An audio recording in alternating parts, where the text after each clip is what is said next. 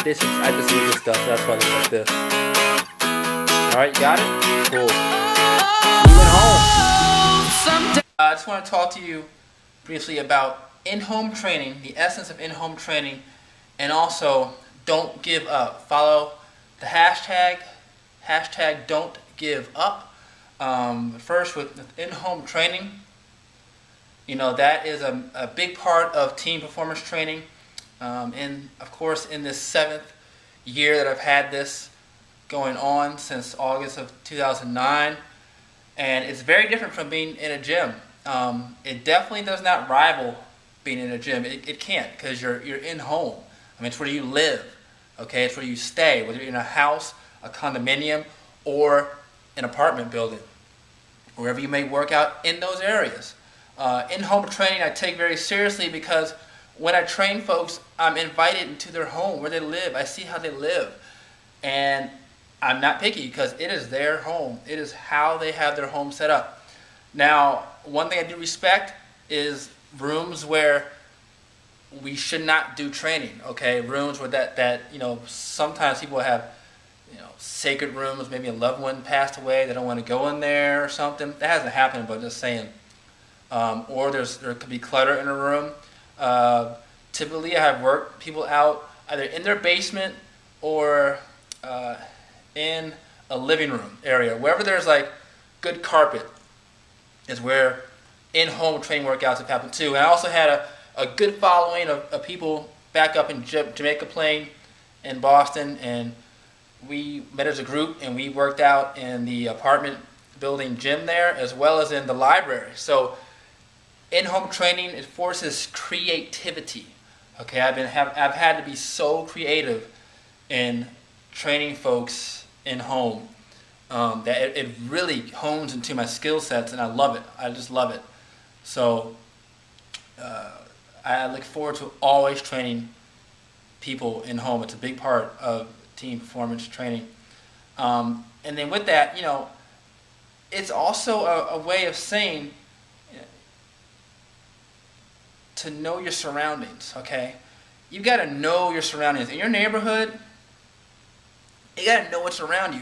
Do you live in a cul-de-sac area where there's a pool, or a basketball court, tennis court, volleyball court, by a softball field, baseball field? You know, use it to your advantage. Are there parks and playgrounds by your neighborhood? In your neighborhood, are there hills? Are there curves?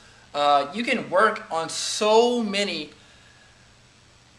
health and fitness and athletic skills: power, balance, flexibility, acceleration, speed, anaerobic power, endurance, whatever it may be, within the confines of your own home and in your own neighborhood.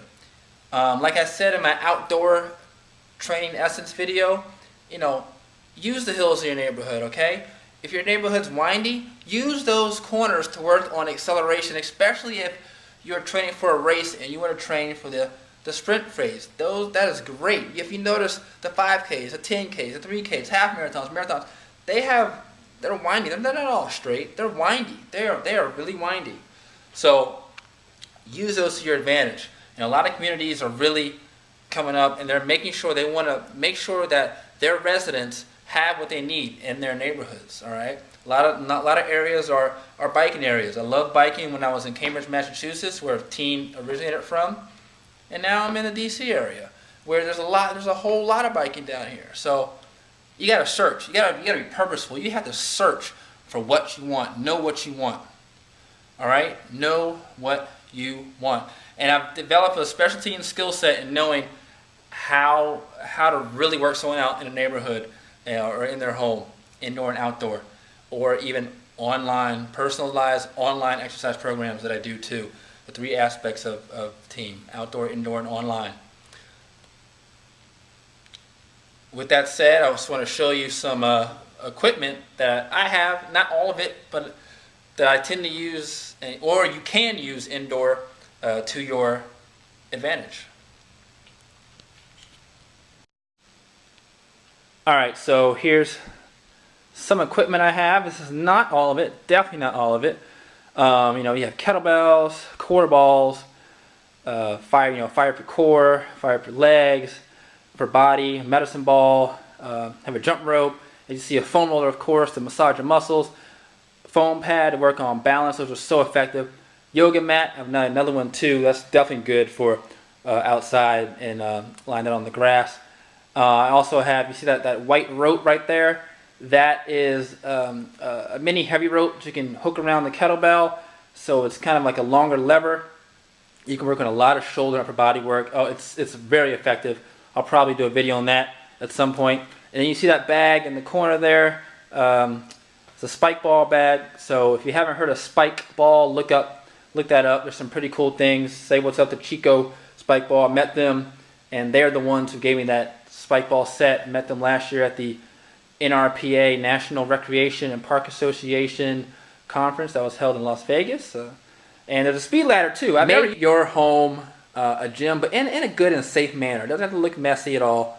But I just use this stuff, so that's why it looks like this. All right, you got it? Cool. See you at home.